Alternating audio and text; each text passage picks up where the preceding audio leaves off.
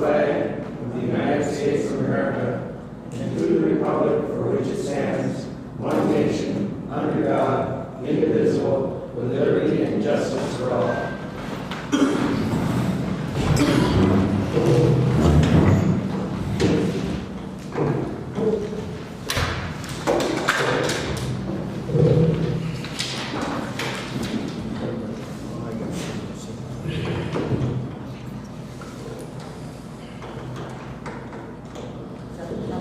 The first order of business then is to approve tonight's agenda. Motion to approve. I'll second. Have a motion and a second. All in favor? Aye. Opposed? So carried. Everybody have a chance to read the minutes of the October 19th meeting? Yep, I make a motion, we approve the minutes for the 10/19/21 regular council meeting. I'll second. Have a motion and a second. All in favor? Aye. Opposed? So carried. Approve the list of claims for October 2021. Motion to approve. I'll second. Have a motion and a second. All in favor? Aye. Opposed? So carried. Accept the financial statements for the general liquor, water, sewer funds as of October 31st. Motion to approve. I'll second. Have a motion and a second. All in favor? Aye. Opposed? So carried. To approve the amended 2021 general fund budget, you all looked at that. We're having another meeting on the general fund. Yeah, but that's for 2022. This is 2021. I'll make a motion that we accept the amended that we talked about last week for the general budget of 2021. Second. Have a motion and a second. All in favor? Aye. Opposed? So carried. To accept the liquor store statement for October 2021. Motion to approve. Do we want a report from Jen? She wasn't here last week. Yeah, Jen, I'd like to talk to you about it, so why don't you step up and just want to know what you got going for this coming month and how everything went.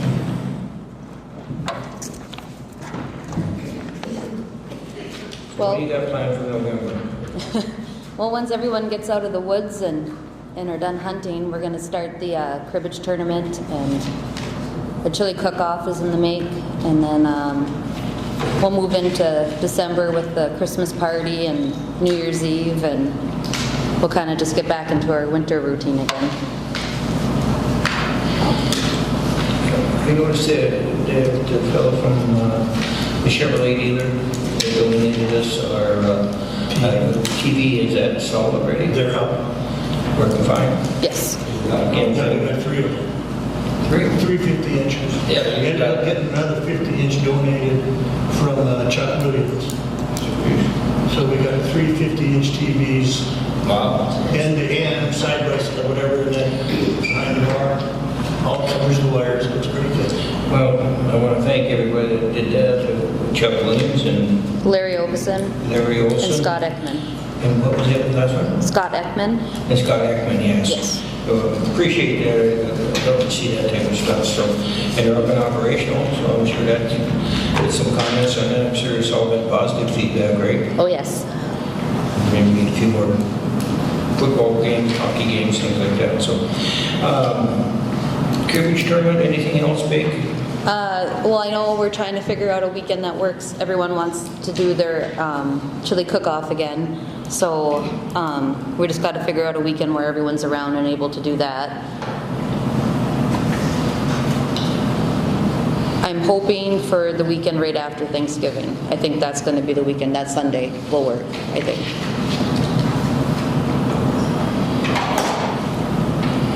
Any other issues we have with it? No, knock on wood. So far, everything's good. I see you had a good month, so keeping the pace up, I guess. So, anybody else got any questions? Yeah, Jen, I hear on the radio that you're advertising for sports and stuff. Maybe you wanted to make sure you let them know that you got these new TVs.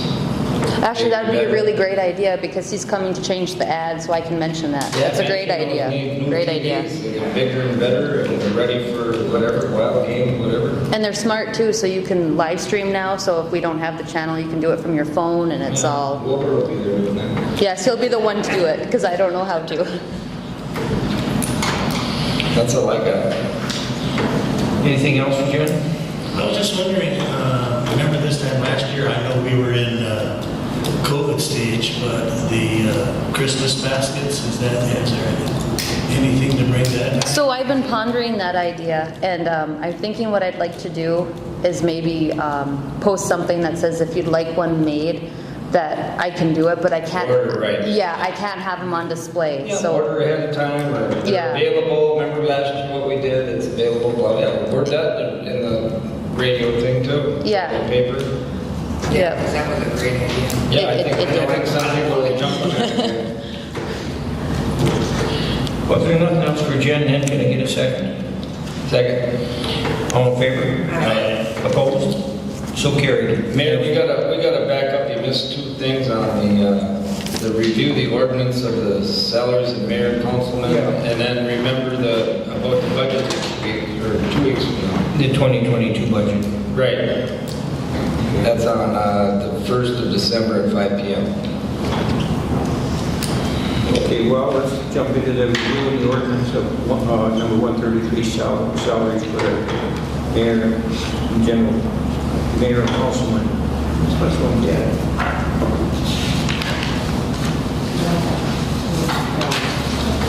Cheryl, how's that supposed to work?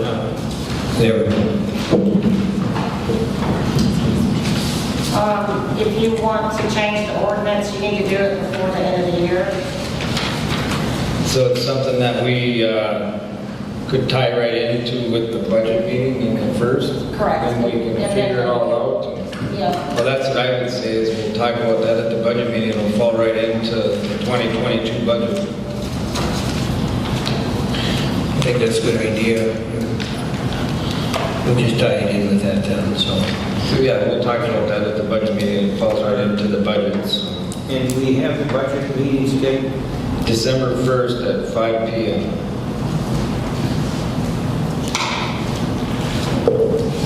And this one keeps going dead, so. Everybody okay with December 1st so far? Yep. 5 p.m., okay, tentatively, that's our date for the 2022 general fund budget. Moving on, building streets and grounds to determine whether to conduct an EWA on the Ranier Safe Harbor project. The design. Let's have that. Let's do that. Thank you.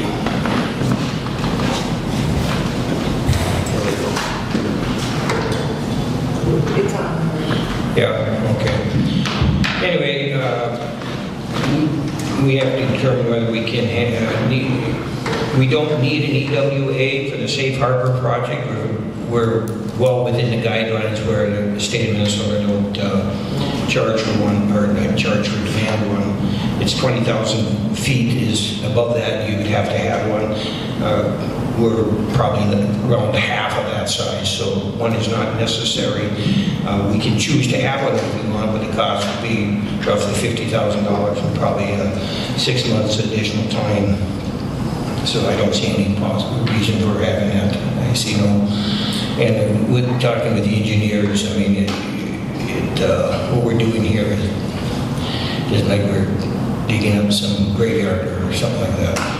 Well, it's going to be watched by the Minnesota DNR and Army Corps engineers for anything that's not proper. They're going to step up and tell us on it. So I don't see why we need to spend $50,000. This year, 60 or 90 days to 6 months is baloney because they take a minimum of a year to 2 years before all this ever gets through. Yeah, and the only reason it's been brought to the attention, if we decided to do voluntarily wanted to do one, he would say you should do it in coordination with the other steps that you're doing, which would be talking to the DNR, some preliminary plans, all these things. You run parallel with it. But he said there is no reason to do it. It was his opinion, but he can leave it up to the council. So with that, we just leave the issue up to the council. Any further discussion? Yes. Well, where did the engineers pull that $50,000 price tag from? Yeah. What was the question? Where did the engineers pull the $50,000 price tag from? They've done so many in the past, I guess. So are they differentiating between an environmental assessment worksheet or environmental impact statement? Because they're not the same. Environmental asset worksheet. What we're asking about is EAW, and I know we had one done. When I say we, one of the ethanol plants, we were trying to expand our air quality permit. It was almost 400,000, 390 something, and it took a year and a half, and absolutely nothing became of it. We just ended up paying a whole bunch of money, taking a whole bunch of time. So as long as we're under the guidelines of the size of the project, and we've got to make sure that we always stay under that. There has been no talk about getting any larger at all on it. So, like I said, we're going half the size. I see no issue in that. And the number he gave us is just a number he picked up somewhere, but obviously he's done it in the past. I'll look at it in just a minute, Mayor. Any other questions? No, I see that. Yeah, I did read up on this, and it says that it certainly doesn't indicate any way going through the whole process that I have, which is the page here, that this would take even 6 months.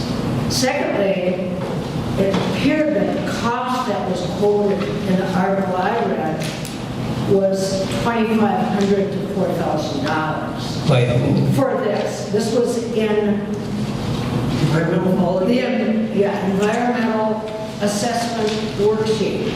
Now, when you're talking about the environmental, what is that one?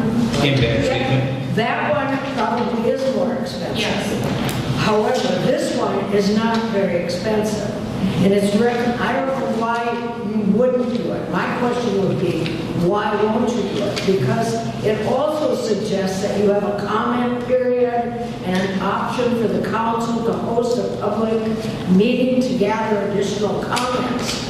So it would seem to me that it would be in the best interest of not pushing something through. Secondly, I guess as I read from the EPA, when you have a marina, I mean, you could say it's called a pier project, but this is a marina when you have houseboats that are going to be there for 2 weeks. And it says that when you have marinas, there are lots of problems in terms of impact upon the water quality, the increased pollutant concentration, increased erosion rates, increased nutrients, and they go on and on and on about the impact upon the shoreline, the wetlands, the aquatic habitat during the construction and operation of the marina. So it would seem to me, since all these things are possible, that it would be best to go through this 20-point questions that provide whether or not this information is needed. I mean, that seems to me to be a pretty easy thing to do. And, I have the information right here if you care to review it, and it does talk here, they talk about certain things have to be done within 30 days, some within 5 days, some within 30 days, but even adding all these up together, it barely comes to, it doesn't even come to 3 months. So I think the information that you're quoting, Dennis, is perhaps incorrect. All I can tell you, the workshop, the environmental workshop, assessment workshop that I have has more questions than I don't know what you have or what you got, but if you look at the procedures, The administrative, there's three, 4 pages. administrative rules. The less we have to involve Minnesota Pollution Control Agency, environmental agencies at all, and since we're under the guidelines, there certainly were criteria why these were set up. If they were 20,000 feet or less, they don't require it. And there's a reason why that, because anybody that built a dock, you can do the same thing too. And so they said less than 20,000 feet. And so, I'm just going off what the engineer said and my own, Right. but been my own experiences with EWAs and MPCAs and that. They're probably the most integral. You're getting into the big guys now, we're talking about the big guys. I would just like to say that 20,000 square foot is sort of like I don't know why they picked that size, but we have kind of a unique situation where we're building. I mean, we want to build a major piece of infrastructure in the gateway to Voyageurs National Park, where lake turns to river on a foreign border. That's unique, and so I just feel that that needs to be considered and thought about. It's not just we're building a 20,000 square foot building in a field. It's more complicated than that. And so that's why I asked the question, if our engineers were talking about the environmental impact statement costing $50,000 or $60,000, because the EAW, it's got the steps listed right out, and I don't know if it's the project proposer supplies all necessary data to the responsible government unit, which is us, which is assigned responsibility to conduct the review according to the EQB rules. And that's going through all of those questions worksheet. I don't know if that's what he means. The cost is going through the answers to those questions on the assessment. Is that what costs the money? Is that where all the cost comes in? I mean, I don't know the answer to that question, but it seemed to me like that 60 grand would have been referring to environmental impact statement, not the environmental assessment worksheet. Well, all it says on this memorandum here says, because of the size of the project, under the Minnesota rules, there is no significant environmental impact. Whose words are those? It's right here. That's the engineer. Engineer. No, that's right. That's state statute 4410-1700, section A. And it also says that the project will need public waters permitting through the Minnesota Department of Natural Resources and the Army Corps of Engineers. They're going to be sitting watching us make this thing. And all the permits that we're going to have, building permit, shoreline permit, everything's got to run through these two agencies. So I don't see any reason why we should have to go through all this paperwork and pay the money. I don't care whether it's $5,000 or $50,000 when we're going to have these people babysitting us every step we move on this project. I think that's what you're saying, that's one of the big lobbyist groups that don't be down like that. They're gonna look at this. There's all kinds of environmental groups in the state of Minnesota that just got done with the pipeline, and they got all these people out there. And this is more tough. This is tough. This is going to be tougher than you think. I think that if it costs, if you're willing to spend at one meeting, decide that you're going to spend $1,500 for a phone booth, you can certainly spend $2,500. Yeah, but if it's not $2,500, then what happens? I don't think it's going to be $2,500. I've been finding stuff at work and stuff, and it's when the government steps in, it's not $2,500. Well, you are the government, for God's sakes. No, I'm not. I'm a representative of you folks. Yeah, but, that's I'm talking the Department of Labor, the Department of this. When they step in and do stuff, it's not $2,500. Well, what I want to know is why it is you usually bring things up at committee of the whole, and then it's discussed, and then it's brought up at the council. Why is this being sprung on at one meeting of the council, and you're going to make a decision on it? I think that there is no opportunity, or very little opportunity, for Ranier residents to provide their public input on this. And they're the ones that live around here. They're the ones that are concerned about the environment. Perhaps you're not, but many of us are. Okay, well, you certainly have your opinions too. There's going to be plenty of public meetings on this and public input into this. Did you read the prologue to that document? And it says that this is the reason for this one environmental worksheet is to educate the local people. Go through the points, educate the local people.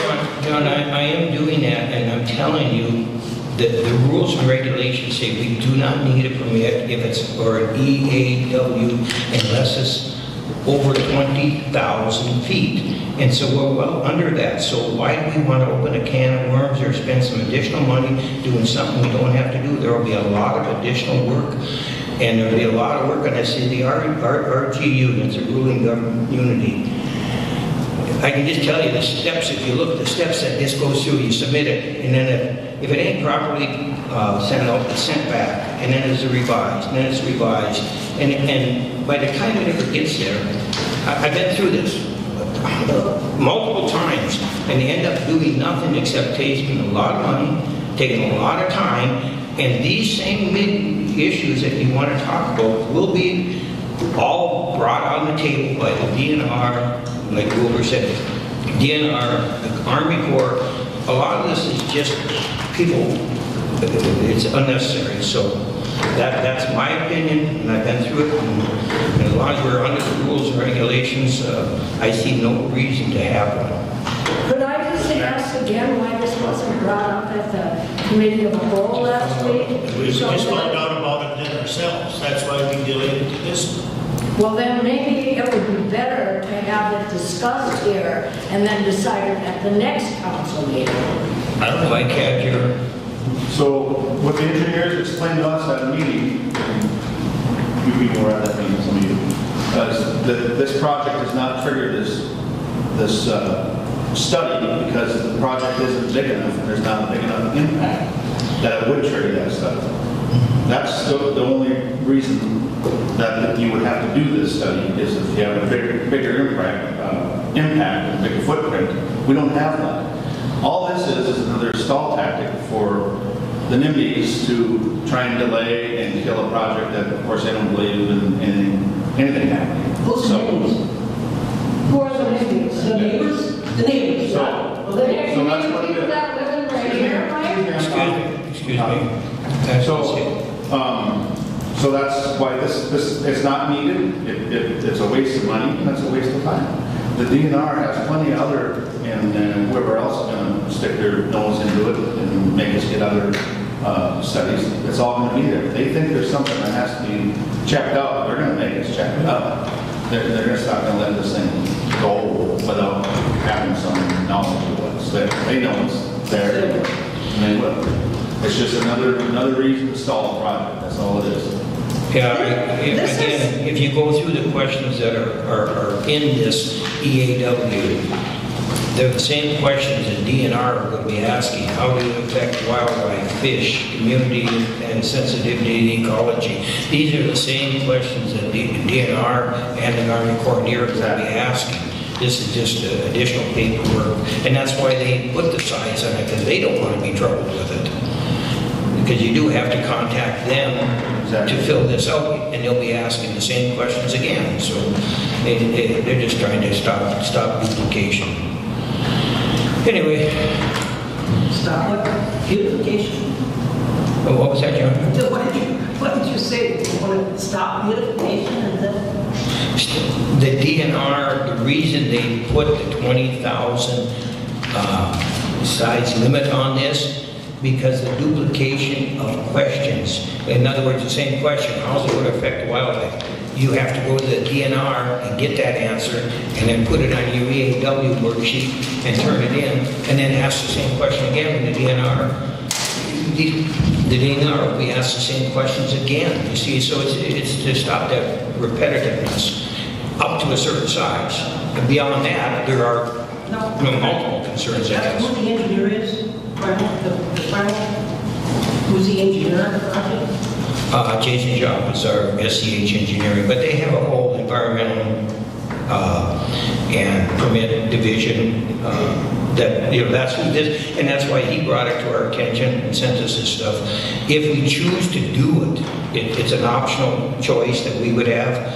And then he would do it parallel with whatever else he's doing to the project, and he would send it to his environmental permit office. And he's the one that told us the price, so if we submit it to him, we know what the price will be.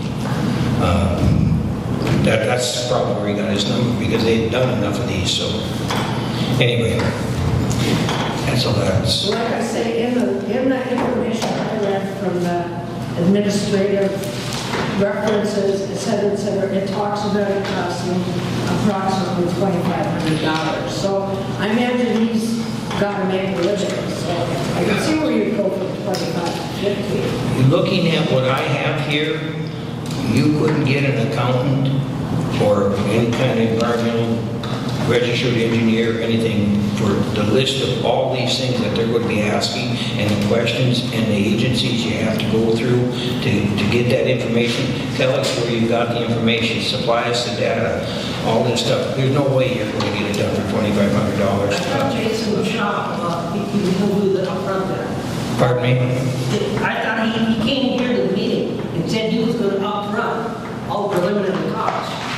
Yeah, John, this is something that's not necessary. So what cost is there? That's what we're saying. The state says it's not necessary. They're saying it's not necessary. They just leave it up to the council. If you want one, there's a mandatory one, not a mandatory, you can choose one if you want to. But that's why I'm saying that. They say it ain't necessary. The state says it ain't necessary. And it gets up to us to say if it's necessary or not. I understand Jim's concern, and your concern. You guys want input on this. You want to make sure things are done right. And I'm 100% with that. But these are the same questions again. I'm repeating myself. That are going to be asked at these meetings. Our neighbors called us a NIMBY, which is a disparaging term for somebody that lives next to a project and they're opposed just because of where we are. If you don't live by the water, I guess you don't have to be concerned about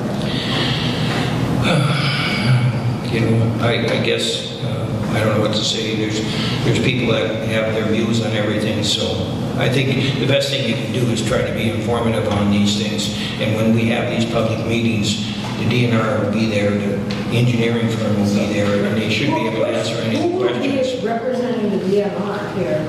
You know, that I don't know. I mean, Probably, my guess, the DNR, Scott Kellings is in charge of all DNR boat landings, and Scott Kellings is the head of the boat landings, so whether he appears himself or sends somebody, you know, that'll be There won't be anybody from this office here. Oh, I doubt it. You know, they may have a local, they may participate, but on things like this where you've got to go through Grand Rapids or wherever they get the DNR permits, at what level, there will be somebody from that office. I don't have that name. I do know that I've spoken several times at the DNR office here, and they have said that there was no attempt by Ranier to ever contact them regarding, say, the boat landing on the river or anything. So you say, I mean, You know, but apparently the Grand Rapids people. They, you know, and like I said, I know the head of the landings. I talked to him personally with Scott Kellings,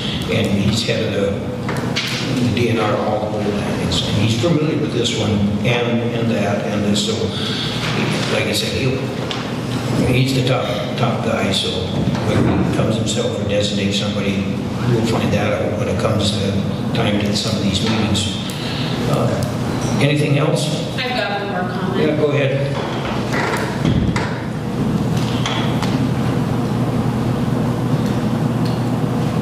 Can you hear me? It's not working. I think I got it. Thank you. I just want to address the NIMBY comment, the not my backyard. You know, part of why I'm sitting here is to try to stay connected to the people who live here, and a lot of the folks that I have talked to, they are concerned about the size. There's no one here that doesn't want more boat parking. I've not really met anyone that doesn't want anything done down there. It's the size that they're concerned about. So to try to pit it as the people who have issues with any type of progress versus the people who are trying to make something happen in this town is not necessarily correct. I mean, I have spent most of my life here, but I have lived in the Twin Cities for 5 years and southern San Diego for 3. So I've been out of this area. So I think people have an emotional connection to the area. They see what kind of unique, special connection we have with being on the water, and they want to be careful with the things that we have and not just overdevelop and create a situation where we aren't careful with the special piece of land that we have up in northern Minnesota. So I think people, it's hard to stay connected with the information that's available to them in their community, and so it's not a bad idea to try to table this vote until next meeting to allow for more conversation. But I'm just saying that this conversation of the NIMBYs versus the people who want progress isn't completely accurate. There are people that want something new for boat parking and other options on the lakefront, but they feel they have been surpassed with this massive project, and so I think that's important to keep in mind. People just want to be careful with what's in our backyard and be thoughtful about it, is what I would like to just comment and say about it. You know, I respect that comment and the idea that this thing falls in the criteria for about half the size it needs. So the question on the floor here is, do we want the EAW or not? And since this falls in about half the size of that, the project design and everything, that'll all come out. We haven't picked on the design, as you know. They just have to have something to start with. And then at the public meetings and the meetings we're going to be holding, all those things will be brought out, whether we think it's, 100 feet too long or 100 feet too short or too narrow or too wide. The question on the floor is that we want to make sure it stays under the limitations, which by far we're there. So that's what we're really talking about here. Sure. Those things will be discussed, and I totally agree with you. We want to make sure that we're not designing and developing something that's going to be a white elephant or whatever you want to call it, an obstruction to the beautiful community we got. So. I know that everybody sees that number of 20,000 square foot. Cheryl and I went through the little map they gave us with their dimensions on it. And if the dock and the T with the fingerlings on it, if the fingerlings are 6 feet wide, it'd be a total of 10,264 square feet. If the fingerlings are 8 feet wide, it's 10,952 square feet. If they're 10 feet wide, like what we got down here by your place, it still comes to 11,640 square foot. So we're under 12,000 square foot, not even close to 20,000. So that's where we're setting at as far as this printout that they give us. It doesn't tell us how wide these little fingerlings are, so that's why they're all occupied. Pardon? Those fingers are all occupied by a boat. Does that add into the square footage? It's still all added in, yeah. It's all, you go by the... You see it's empty there, but you don't count it because... But no, well, we did count it over here. We added it up. The boat, the width between those is 36 feet difference between the first fingerling and the big T-dot, and then between the fingerling that's 24, then the 16, and then down to 12 feet apart, so there'd be different sized boats parked in those areas. But we just took those dimensions and multiplied by the boat and came up with the total square footage. And it still amounts to under 12,000 square foot. So the number 20,000 is what the state minimum is in order to kick this in. So as long as we're that far under, we're going to have the DNR and the Army Corps of Engineers watching us like a hawk at every step that we're going to do. They're going to be there. And if there's anything wrong, they're going to make you fix it before you even get it done. Or if you do it, they're going to make you take it out and fix it correctly. Well, again, this is just the start of a conceptual plan. You have to have something. So you draw up a plan whether it's a T or an L or whatever it is, that's your start of your conceptual plan, and then you'll see what kind of criteria it falls into. You know, if it was for some reason larger than that, well, the first thing we'd probably do is say, well, let's scale it back because we just don't want to do that, or we don't need that type of, you know, it's very intrusive or something like that. So those concerns that Jen has, and I'm sure some of the people in Ranier have, those are the things we're going to be looking at. Because we have no firm design on this thing. Basically, the one things that we kind of have set on the structural design, it was a basket type design, because that's the stainless steel baskets or galvanized baskets, whichever, filled with rock to let the water flow. And the DNR, those are preferred designs, and that's basically how the base is going to be constructed. What it looks like, what the length is, what the widths are. You know, that's all to be determined, but the structure underneath, the cribs basically underneath are going to be rock-filled cribs, because that's what best for the environment. Yeah, that's the water flow, fish habitat, things like that. So those things are something they were starting to work with. So those are the start of the building block for this. Like I said, how long it's going to be, that'll be determined by some of the input that we get at these public meetings. You know, what color it's going to be, you know, how far over the water, things like that. But they have to have something to start with, so they can show you and show people and say, well, that's why we got it. I got two hands. I'll let Jen go in and go ahead, Well, Jen. I just want to clarify to make sure that the general gist that I got from the engineers, and please correct me if I'm wrong, I don't want to spread misinformation, was that the current design as it stands now would really only be changed if there were permitting issues or funding issues. The actual design and size would only be changed if there were funding issues or permitting issues. No, I think you got the wrong message here. The funding will certainly determine how much you can afford, but the design criteria is going to be picked by us and by the meeting, and then the funding will step in, because say we all agreed we wanted a 250-foot dock, but then the funding says we can afford a 150-foot dock, that will determine it then. But the criteria that we decide what we'd like to do, you know, what you like and what you can afford are two different things. It isn't that we're set on this design, and if we don't get enough money for it, well, then we'll have to do something else. It's just the opposite.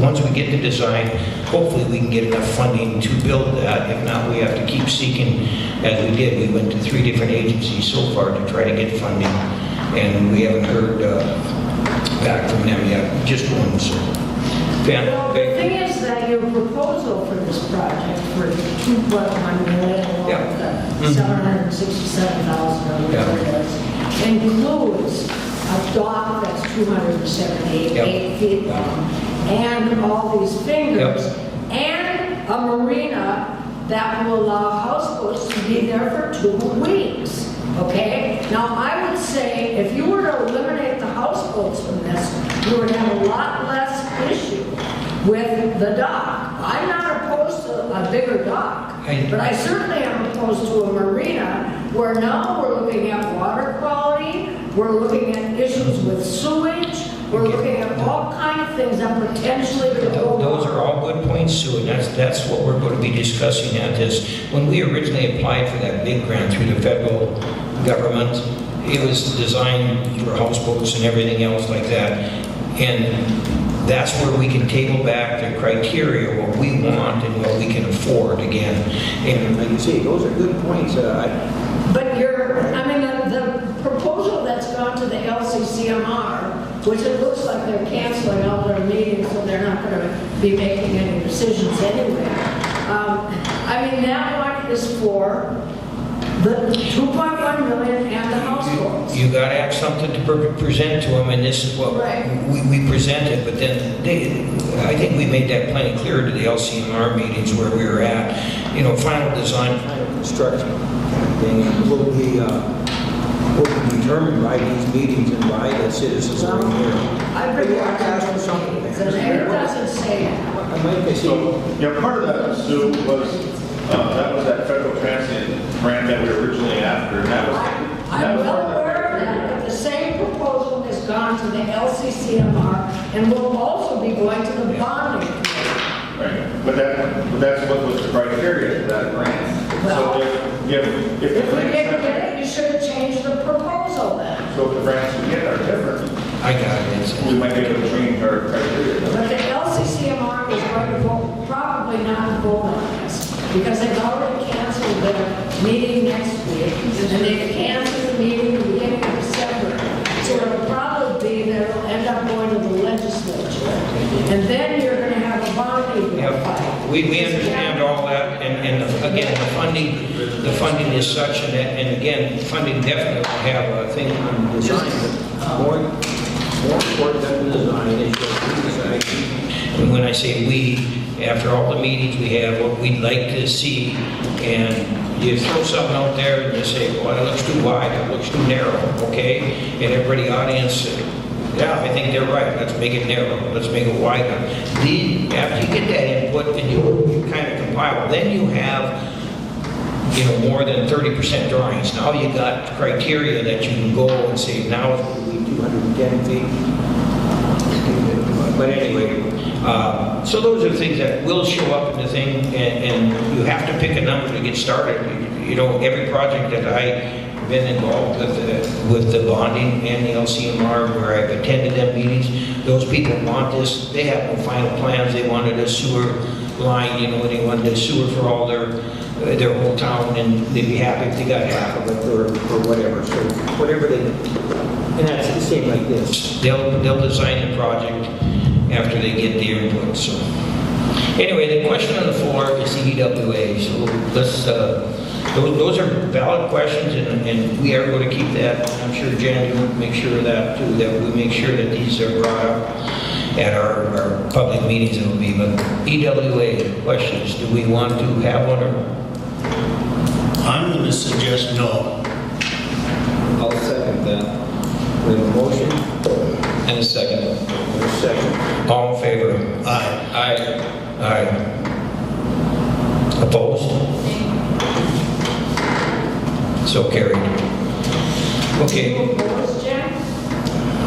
I couldn't hear it, there's only, I seen three, four. I couldn't hear what they said. So the no said the motion was to not have. To not have. And a vote. The motion's carried. We don't need to have an EWA. Well, the system isn't working all that great here. For the EWA, that's all, only the EWA, so. Okay, what's the next thing on it? I have a question about the railroad. You were going to have a meeting and tell us what's happening over there? Yeah, that'd be another business, so we can bring that up. We did have a meeting today. They wouldn't comment anything on what the Debs are doing. They are on a timetable. They asked the city to look at.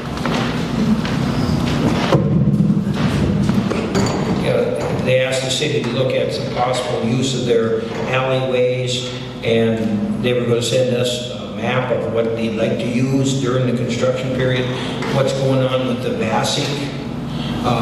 They wouldn't comment at all. Obviously, they probably don't know or don't care, but they certainly were,